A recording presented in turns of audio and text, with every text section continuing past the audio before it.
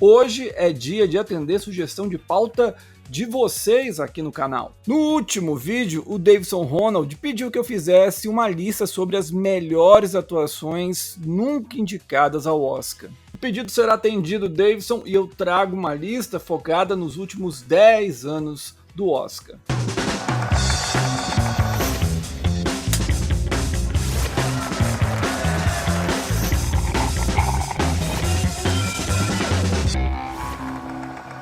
Antes de começar, como eu sempre faço, eu peço para você se inscrever aqui no canal do Cine7 no YouTube. Tem vídeos novos sempre às segundas e sextas-feiras sobre o Oscar, podcast às quartas-feiras à noite. E agora uma novidade, tem o Cineclube Olhar do Norte, que vai trazer um debate de um grande filme do cinema brasileiro recente às quintas-feiras. E essa transmissão vai ser ao vivo, você vai poder acompanhar o debate e participar também, sempre com alguém que fez o filme, diretor, ator, atriz, produtor, diretor de fotografia, enfim, vamos ver as novidades que vem por aí, não perca. Nessa quinta-feira, aliás, começa com Arábia, filmaço do Afonso Shoa e do João Dumans. Então, ativa as notificações para acompanhar essa live aqui no canal.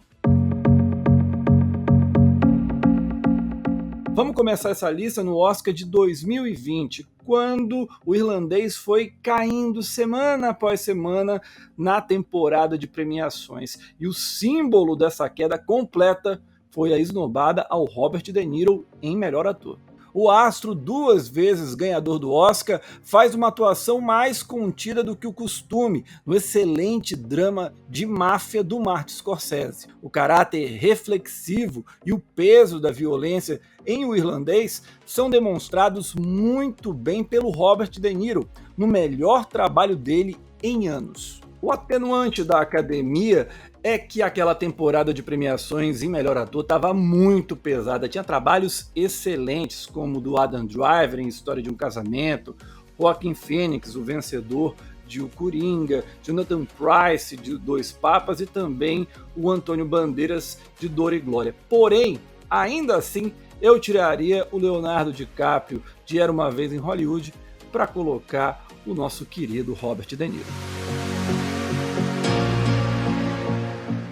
O Oscar 2020 também esnobou a grande chance de uma estrela do pop de ser indicada para a premiação. Linda como sempre, a Jennifer Lopez domina a cena em As Golpistas. A força dela eleva o filme sempre que está em cena, ao construir uma personagem carismática, líder por natureza, esbanjando sororidade, ainda que falhe ao não saber a hora de parar, nem ter o controle dos gastos. A Scarlett Johansson já estava indicada em melhor atriz por História de um Casamento. Ela podia ter tido a generosidade, deixado a vaga dela para a J.Lo. Infelizmente, não deu. Vez ou outra, a academia esnoba um ator ou uma atriz pelo filme que ele está super bem e no ano seguinte premia por uma produção que ele tá apenas ok, tá fazendo trivial. Foi o que aconteceu com a Julianne Moore.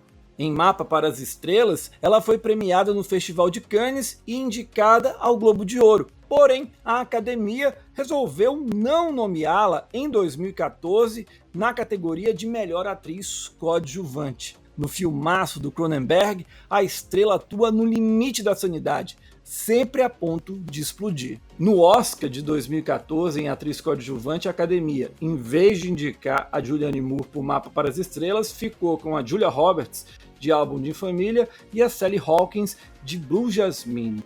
Só que no ano seguinte, ela acabou vencendo por Para Sempre Alice, um drama em que ela tá bem, não nego, mas é bem convencional e bem menos interessante do que ela faz nesse filmaço do Cronenberg.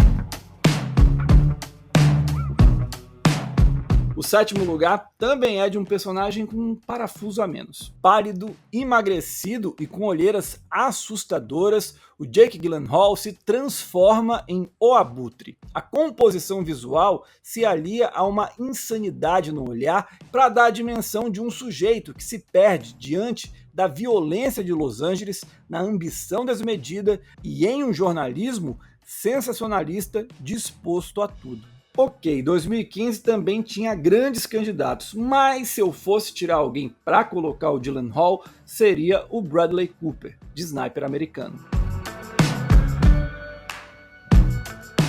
Certeza que quando você viu o título e clicou nesse vídeo, estava esperando a Amy Adams por A Chegada. E ela está aqui, na 6ª posição. E não é à toa, a atriz comove o público com a história de uma linguista no meio de uma missão única, enquanto lida com uma ausência devastadora. Tudo sem cair em maneirismos ou exageros, o que não afeta absolutamente nada nossa ligação com os delicados dramas da personagem. A Amy Adams também não deu muita sorte porque a disputa de melhor atriz em 2017 foi acirradíssima por cada vaga, porém teria tirado a Meryl Streep de Florence para tê-la colocado. Em Shame, o Michael Fassbender faz o desafiador papel de um homem viciado em sexo. A degradação moral e especialmente psicológica a qual o personagem se submete são angustiantes, e o ator passa isso para o público muito bem, sem pudores nem glamourização. Certamente um tema desses afastou muitos votantes da academia. Não é à toa que Shame não conseguiu sequer uma indicação para o Oscar 2012. E pensar que o Michael Fassbender perdeu a vaga dele em melhor ator para o Damian Bichir de Uma Vida Melhor. Raros são os personagens que conseguem captar o espírito de uma geração. Frances Ha foi uma delas. Afinal, quantos jovens adultos não se reconhecem nos dramas de uma personagem indecisa, insegura, levando a vida com a leveza adolescente, mas precisando encarar as agruras de um adulto. A Greta Gerwig concilia tudo isso de forma cativante, e a dança dela pelas ruas de Nova York, ao som de Modern Love do David Bowie, simboliza de forma catártica a atuação. Para não dizerem que eu estou implicando com a Meryl Streep, agora eu tiro a Amy Adams de trapaça para colocar a Greta na disputa do Oscar de 2014. O Leonardo DiCaprio não ficou apenas marcado pelas séries de derrotas dele no Oscar. Também teve espaço para as esnobadas sem o menor sentido. Junto com Samuel L. Jackson, o Leonardo DiCaprio brilha em Django Livre. Toda a insanidade da escravidão está presente no Calvin Candy, o dono de um casarão no Mississippi, inescrupuloso e desumano com os escravos. O personagem rouba a cena em todos os momentos que surge na tela e se torna um dos maiores vilões da filmografia do Quentin Tarantino. A ironia do destino é que o Christopher Waltz, companheiro do Leonardo DiCaprio em Django Livre, não apenas foi indicado, como venceu o melhor ator coadjuvante em 2013. Na boa, apesar de eu achar que ele tá bem no filme, é verdade, não chega na comparação nem com o Hans Landa de Bastardos Inglórios, que foi a primeira estatueta dele, muito menos com o DiCaprio em Django Livre. Tudo errado. Das grandes atuações vindas dos filmes de terror do cinema americano da última década, nenhuma esnobada doeu mais em todos os cinéfilos do mundo inteiro do que a Lupita Nyong'o em Nós. Nesse filmaço do Jordan Peele, a Lupita se transforma diversas vezes ao longo das 2 horas de duração. Da mãe feliz e tranquila, passamos para outra tensa e desesperada. Há também a versão dupla, com seu olhar impactante e a voz que parece vinda do submundo da alma. Na reta final, tudo se mistura, amplificando a complexidade da atuação e do próprio filme como um todo. Jamais que a Lupita poderia ter ficado de fora dessa, foi absurdo, o mundo inteiro chiou. Na minha visão, apesar que doa no meu coração porque gosto do trabalho dela nesse filme, acho que quem deveria ter saído era Charlize Theron em O Escândalo. A maior esnobada do Oscar nas categorias de atuação nos últimos 10 anos é até criminosa.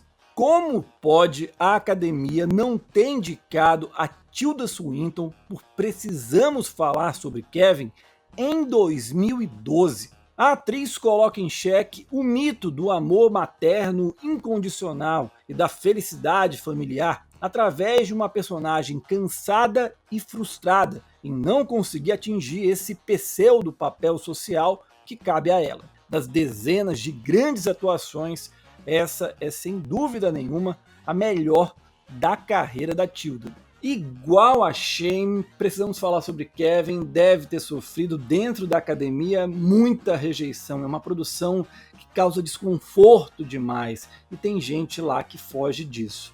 Se a Tilda Swinton tivesse indicada ao Oscar, faria uma sombra gigantesca para as favoritas, a Viola Davis, de Histórias Cruzadas, e a Meryl Streep, de A Dama de Ferro. Vamos então para as perguntas de vocês. Eu começo com Moonlight, que está dizendo que a Cate Blanchett está em várias produções. Será que ela sai com o terceiro Oscar da carreira dela? A maior chance dela é no remake de O Beco das Almas Perdidas, o novo filme do Guillermo del Toro. Se a Frances McDormand recentemente ganhou o Oscar, o terceiro da carreira, não duvido nada da Cate Blanchett chegar lá. Só acho que a Meryl Streep não vai gostar muito disso, porque levou algumas décadas para ela alcançar essa mesma marca. Agora, duas perguntas em uma só. O Davi Vilela e também o Pedro Torres querem saber quais atores da atualidade, veteranos ou novatos, eu gostaria de ver vencer o Oscar, mas que ainda não levaram. Já que foram duas perguntas, eu falo aqui 2 homens e 2 mulheres. Homens, gostaria de ver o William Dafoe e também o Jim Carrey, e entre as mulheres, Glenn Close, claro, e a Laura Linney. Agora é a vez da Jéssica Conceição e ela pergunta se eu acho que Fale Com Ela merecia uma indicação à categoria de melhor filme em 2003, já que é considerada a obra-prima do Pedro Almodóvar. Sem dúvida nenhuma, Jéssica, tiraria Gangues de Nova York do Martin Scorsese dessa lista. Agora é a vez do João Herbert Dantas de Souza Barros. Ele me pergunta quais são as qualidades que eu gosto tanto de Mad Max Estrada da Fúria. Ele gosta do filme, porém não está entre os favoritos dele. João, na minha visão, o Mad Max é um filme de ação na sua essência, ou seja, ele é uma experiência, um espetáculo audiovisual, de cores, de montagem, de direção de arte, de efeitos visuais, muitos deles práticos. A trama é um fiapo e ela está a serviço dessa magia, desse espetáculo, como eu falei. E para mim, o George Miller capta isso muito bem. A história também tem coisas interessantes, apesar de tudo isso, ela também constrói, trabalha a questão do feminismo, trabalha a questão ambientalista, mas sem esquecer aquilo que ele é na essência. É como se você engatasse uma quinta marcha numa estrada, fosse a 150 km por hora e vivesse as maiores loucuras da sua vida. Eu acho que essa é uma palavra que define muito bem Mad Max. É uma loucura, mas é uma loucura que só o cinema consegue permitir pra gente, e é espetacular. Eu acho um filme incrível. Às vezes é difícil a gente conseguir. Na primeira vez que eu assisti, eu até, meu Deus, o que eu tô assistindo? Você não entende, mas depois que você assiste a segunda, a terceira, a quarta vez e compreende bem o que o George Miller procura naquele filme, você se entrega. É fantástico. E é isso, senhoras e senhores. Esse foi mais um vídeo do Cine7 aqui no YouTube. Segunda-feira, meio-dia, horário de Brasília. 10 filmes para você ficar de olho no Festival de Cannes, que começa na próxima terça-feira, dia 6 de julho. A gente se encontra, até a próxima. Tchau!